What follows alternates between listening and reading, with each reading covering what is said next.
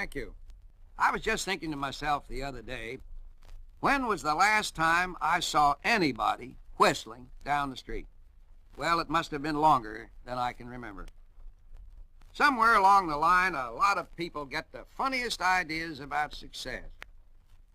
They seem to think that a perpetually hurt look, a frequent scowl, are necessary to convince others of one's seriousness. Some of these fellows, and I see them along Madison Avenue all the time, must spend hours in front of the mirror every morning perfecting their grimaces. Now, this is not by way of suggesting that we should all adopt a phony sort of giddy smile either. I'm simply saying that we're missing out on one of the major goals in life if we don't develop a want-to-whistle attitude. Call it a sense of fun. In fact, psychiatrists say that having a sense of fun is practically indispensable to being well-adjusted. You know what it really boils down to? It boils down to a marvelous mechanism that enables us to derive the utmost appreciation of every lovely little thing that comes into our lives. And there are lots of them.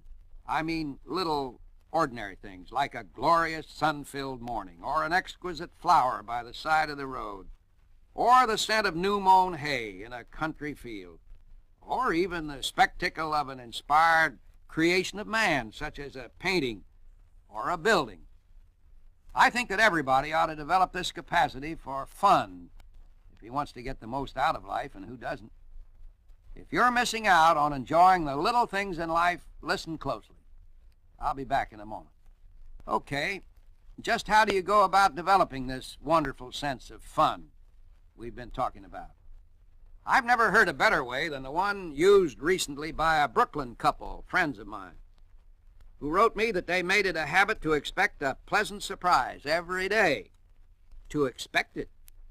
Almost inevitably, they said, the degree of the surprise was in direct proportion to the amount of confidence that they had put into their expectancy.